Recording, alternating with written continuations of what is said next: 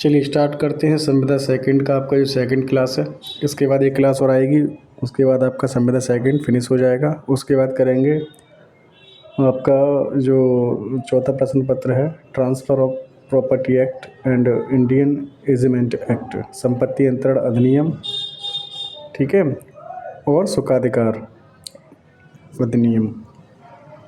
Question number है 127। माल विक्रय अधिनियम की धारा 20 का वर्णन किस माल के संबंध में है? राइट आंसर हो जाएगा परिदेय स्थिति में विनिर्दिष्ट माल।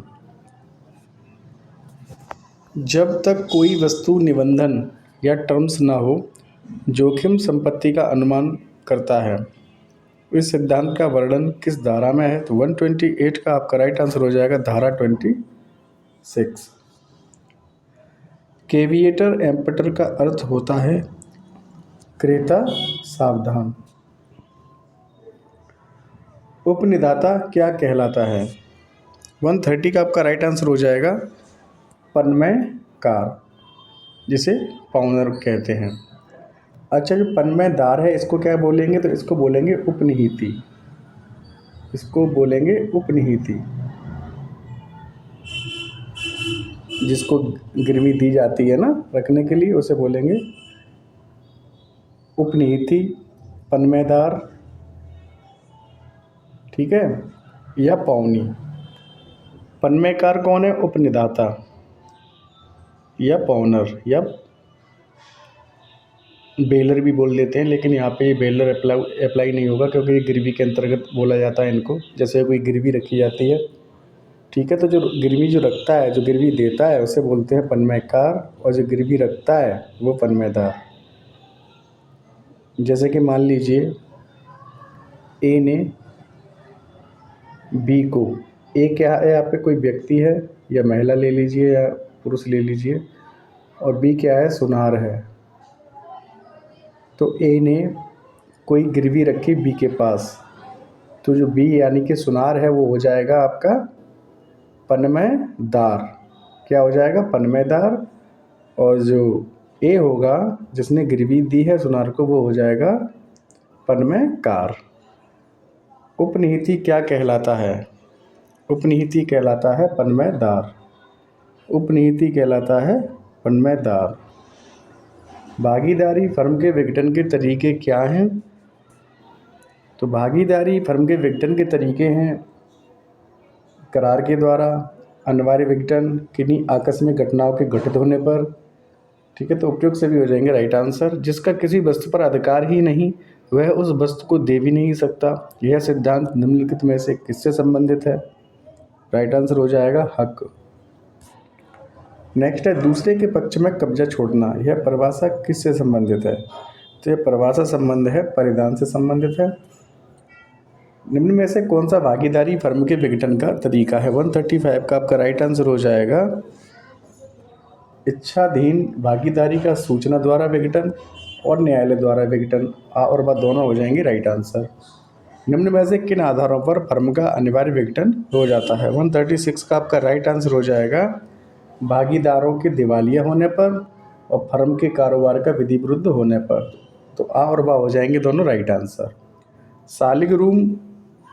सालिग्राम रूपलाल खन्ना बनाम राजनाथ का वाद किससे संबंधित है? 137 का राइट आंसर हो जाएगा अवधि के अवसान या समाप्त होने पर।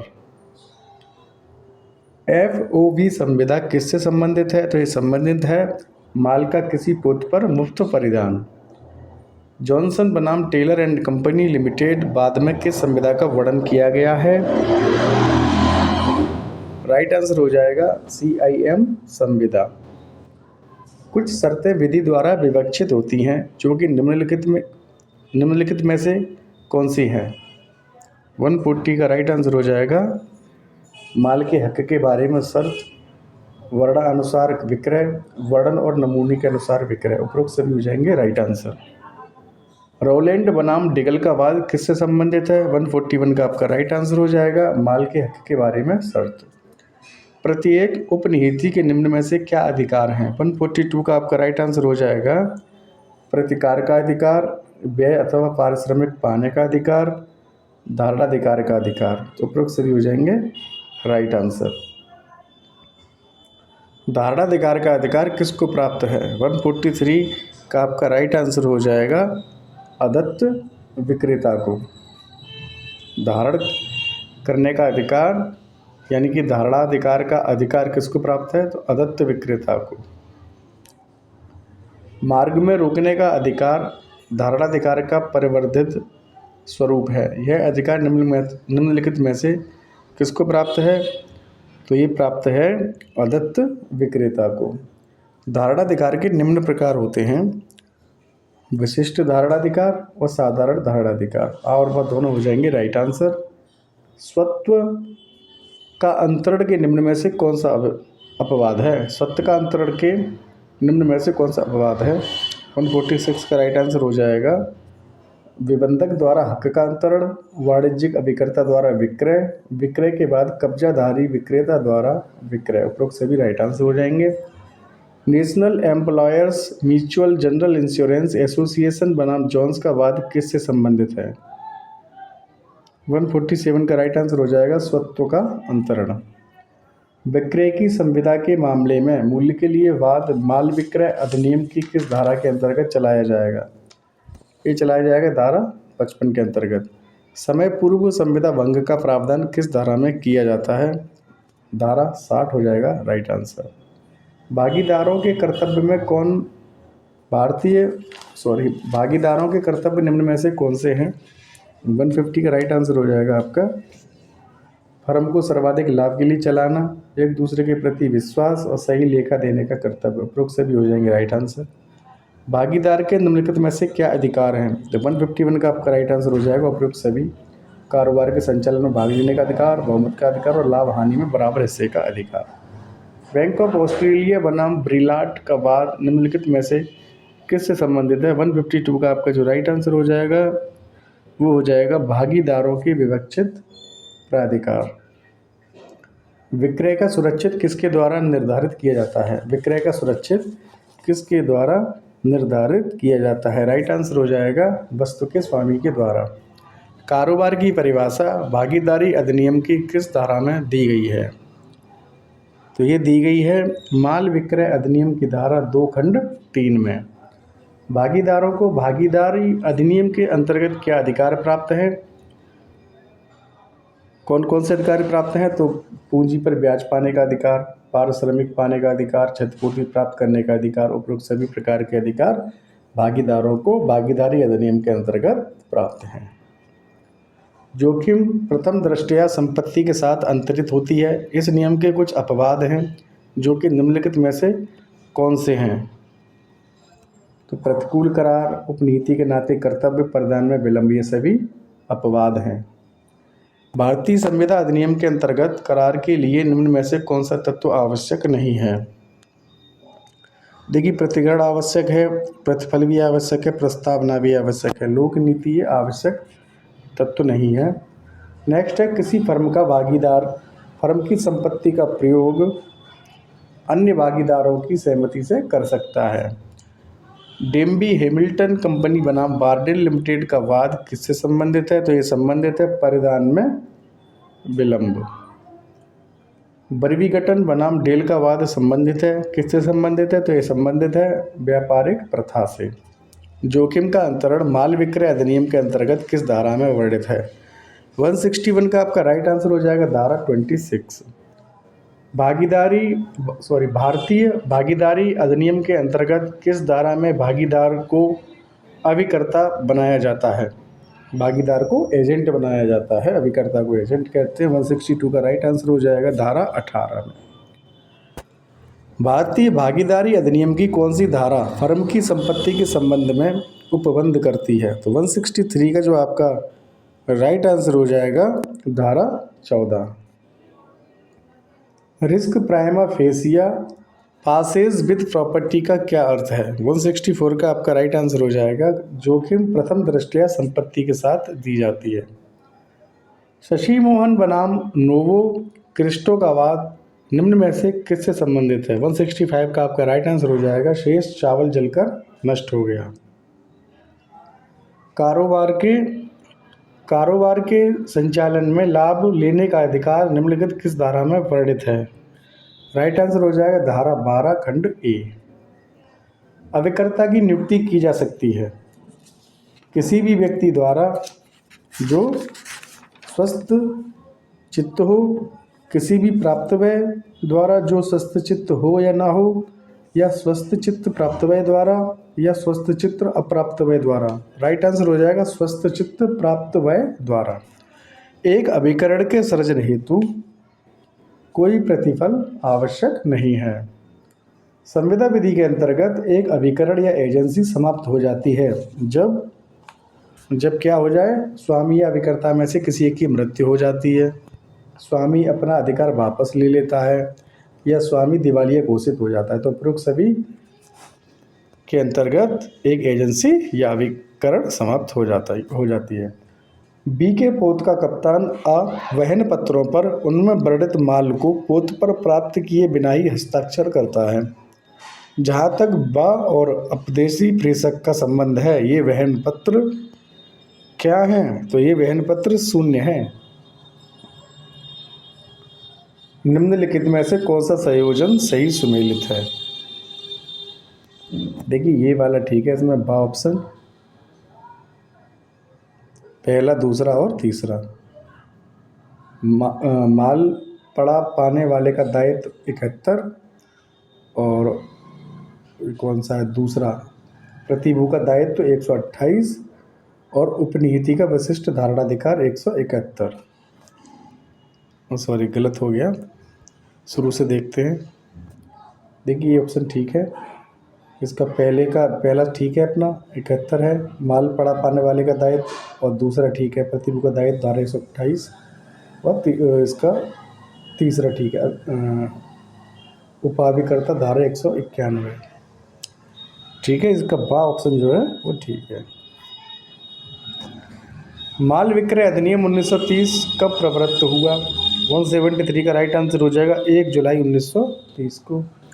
माल विक्रय अधिनियम 1930 का अधिनियम संख्या क्या है? तो ये है 3। माल विक्रय अधिनियम 1930 किस वर्ष अधिनियमित किया गया? तो किया गया 15 मार्च 1930 को। नेक्स्ट है, माल विक्रय अधिनियम के अंतर्गत क्रेता शब्द को किस धारा में परिभाषित किया गया है? तो धारा 2 खंड 1 में। कसूर से क्या अभिप्रेत है? सदोष कार्य या व्यतिक्रम। एक व्यक्ति से दूसरे व्यक्ति को कब्जे का स्वेच्छा अंतरण अभिप्रेत है, क्या कहेंगे उसे? प्रदान। ठीक है, एक व्यक्ति से दूसरे व्यक्ति को कब्जे का स्वेच्छा अंतरण अभिप्रेत है परिधान से। माल विक्रय अधिनियम 1930 के अंतर्गत दिवालिया शब्द को किस धारा के अंतर्गत परिभाषित किया गया है? 179 का आपका राइट आंसर हो जाएगा धारा 2 खंड 8 में। रिक्त स्थान की जगह आएगा इसमें कीमत से वह प्रतिफल अभिप्रेत है जो माल के विक्रय का धन के रूप में है। माल विक्रय अधिनियम 1930 के अंतर्गत विनिर्दिष्ट माल शब्द को किस धारा में परिभाषित किया गया है? 181 का आपका राइट आंसर हो जाएगा धारा 2 खंड 14। माल की क्वालिटी के अंतर्गत क्या आती है? 182 का आपका राइट आंसर हो जाएगा उनकी स्थिति या दशा। माल विक्रय अधिनियम 1930 के अंतर्गत कितने अध्याय हैं? 183 का आपका राइट आंसर हो जाएगा 7 अध्याय हैं। विक्रय और विक्रय करने का करार किस धारा के अंतर्गत वर्णित है? 184 का राइट आंसर हो जाएगा धारा 4। माल विक्रय अधिनियम के अंतर्गत किस धारा में वर्तमान या भावी माल का वर्णन दिया गया है? 185 का राइट आंसर हो जाएगा धारा 6। विक्रय के पूर्व किंतु विक्रय करने के करार के बाद या पश्चात माल का नष्ट हो जाना, वहाँ करार तत्व द्वारा क्या हो जाता है? 186 का राइट आंसर हो जाएगा 0 हो जाता है। मूल्यांकन पर विक्रय करने का किस धारा में वर्णित है? ये मूल्यांकन पर बेचने का, जो मूल्य अंकित है उस पर बिक्री करने का किस धारा में वर्णित है? तो ये वर्णित है धारा 10 में। माल विक्रय अधिनियम 1930 में धारा 11 किस संबंध में वर्णित करती है? 188 का राइट आंसर हो जाएगा समय के बारे में अनुबंध। जहाँ की संविदा अविनिश्चित माल के विक्रय के लिए है, वहाँ यदि और जब तक अविनिश्चित नहीं कर लिया जाता माल में कोई संपत्ति क्रेता को अंतरित नहीं होगी। धारा 25 में वर्णन किया गया है धारा 25 में वर्णन किया गया है बेन के अधिकार का आरक्षण। संपत्ति तब संक्रांत होती है जब उसका संक्रांत होना आश्रित हो।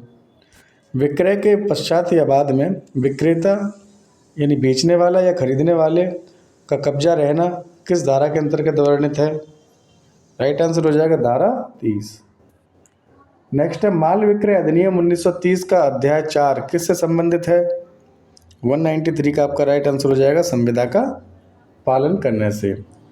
माल विक्रय अधिनियम 1930 में प्रतिग्रहण को किस धारा में वर्णित किया गया है? 194 का राइट आंसर हो जाएगा धारा 42। जोखिम जहाँ की माल का परिधान दूर के स्थान पर किया जाता है किस धारा से संबंधित है जोखिम? तो ये धारा 40। माल विक्रय अधिनियम 1930 के अंतर्गत अंशदत्त विक्रेता की परिभाषा दी जाती है धारा 45 में। अंशदत्त विक्रेता के अधिकारों का वर्णन किस धारा के अंतर्गत किया है? धारा 46। अंशदत्त विक्रेता के अधिकार क्या है? तो अव्यवहान रोकने का अधिकार और पुनः विक्रय का अधिकार, तो दोनों हो जाएंगे राइट आंसर। भागिक परिधान का वर्णन निम्न में से किस धारा के अंतर्गत किया गया है? तो 199 का आपका राइट आंसर हो जाएगा धारा 48। निम्न में से किस धारा के अंतर्गत धारणाधिकार का पर्यवसान का वर्णन किया गया है? 200 का आपका राइट आंसर हो जाएगा धारा 49। किस स्थिति में माल का अंशदत्त विक्रेता माल पर अपना धारणाधिकार खो देता है? किस स्थिति में माल का अंशदत्त विक्रेता माल पर अपना धारणाधिकार खो देता है? 201 का आपका राइट आंसर हो जाएगा उपयुक्त सभी। ठीक है। माल का अंशदत्त विक्रेता जिसका उस पर धारणाधिकार है अपना धारणाधिकार केवल इस कारण नहीं खो देता कि 202 का राइट आंसर हो जाएगा उस माल की कीमत के लिए उसने डिक्री अभिप्राप्त कर ली है। अभिवहन में रोकने का अधिकार किस धारा के अंतर्गत आता है? 203 का राइट आंसर हो जाएगा धारा 50। अभिवहन की काल अवधि निम्न में से किस धारा के अंतर्गत आती है? राइट आंसर हो जाएगा धारा 51। संविदा भंग के लिए वाद किस अध्याय में वर्णित है? राइट आंसर हो जाएगा अध्याय 6। नेक्स्ट है निम्न में से किस धारा में वारंटी भंग का उपचार दिया है? राइट आंसर हो जाएगा धारा 59। धारा 59। नीलाम विक्रय को किस धारा के अंतर्गत वर्णित किया गया है? राइट आंसर हो जाएगा धारा 64। जहाँ के इस अधिनियम में युक्ति युक्त समय के प्रति कोई निर्देश किया गया है वहाँ युक्ति युक्त समय क्या है? तो ये तथ्य का प्रश्न है। अपरिधान के लिए नुकसानी किसके अंतर्गत वर्णन किया गया है? तो वर्णन किया गया धारा 57। भारतीय भागीदारी अधिनियम के अंतर्गत क्या एक अवयस्क फर्म का भागीदार नहीं बन सकता है? भारतीय भागीदारी अधिनियम 1932 का अधिनियम संख्या क्या है? राइट आंसर हो जाएगा 9। भारतीय भागीदारी अधिनियम कब प्रवृत्त हुआ? तो ये हुआ था 1 अक्टूबर 1932 को। कौन सी धारा के सिवाय जो सन 1933 के अक्टूबर के प्रथम दिन को प्रवृत्त होगी? धारा 69। ये अक्टूबर के प्रथम दिन को प्रवृत्त होगी धारा 69। कारोबार के अंतर्गत निम्न में से क्या आता है? कारोबार के अंतर्गत निम्न में से क्या आता है? तो व्यापार उपजीविका वृत्ति उपयुक्त सभी कारोबार के अंतर्गत आते हैं। निम्नलिखित में से कौन फर्म का भागीदार नहीं है? तो राइट आंसर हो जाएगा आपका पर व्यक्ति यानी अलग व्यक्ति। ठीक है।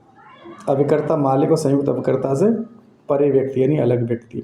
पृष्ठांकन शब्द को परिभाषित किया गया है धारा 15 में।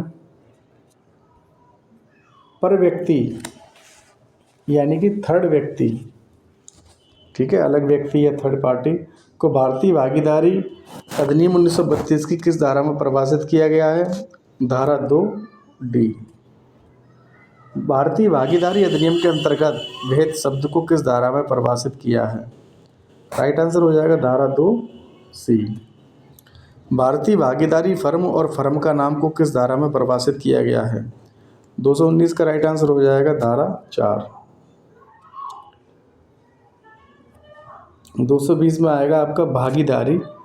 भागीदारी उन व्यक्तियों के बीच का संबंध है जिन्होंने किसी ऐसे कारोबार के लाभों में अंश पाने का करार कर लिया है जो उन सब के द्वारा या उनमें से किन्हीं या किसी के द्वारा जो उन सब की ओर से कार्य कर रहा है चलाया जाता है। निम्नलिखित में से कौन से कार्य कारोबार के अंतर्गत नहीं आते? तो उसे किसका आपका राइट आंसर हो जाएगा? खेल कूद या आमोद प्रमोद के कार्य। बाकी बीड़ी उत्पादन करना, दवा बेचना, संपत्ति बेचना सारे कारोबार है। जहाँ किसी संयुक्त हिंदू परिवार के दो वयस्क भाई संयुक्त परिवार की पूंजी से कोई नया व्यापार करते हैं तो ऐसे व्यापार को क्या कहा जाएगा? 222 का आपका राइट आंसर हो जाएगा कुटुंब का कारोबार। जिस नाम से उनका कारोबार चलाया जाता है वह क्या कहलाता है? 223 का राइट आंसर हो जाएगा फर्म नाम। वे व्यक्ति जिन्होंने एक दूसरे से भागीदारी कर ली है व्यष्टितः भागीदार, फर्म और सामूहिक रूप से क्या कहलाते हैं? तो व्यष्टितः यहाँ पे भागीदार आ जाएगा, ठीक है, और यहाँ पे फर्म आ जाएगी, रूप से फर्म कहलाते हैं।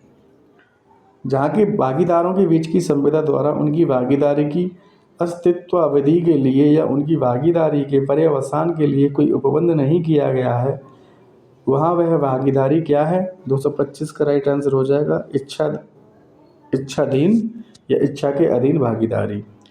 नेक्स्ट है बैंकिंग भागीदारी में भागीदारों की अधिकतम संख्या होती है कितनी? 10। निम्नलिखित में से कौन सा अधिकार एक फर्म के भागीदार को प्राप्त नहीं है? राइट आंसर हो जाएगा कारोबार के प्रबंध के लिए पारिश्रमिक आने का अधिकार।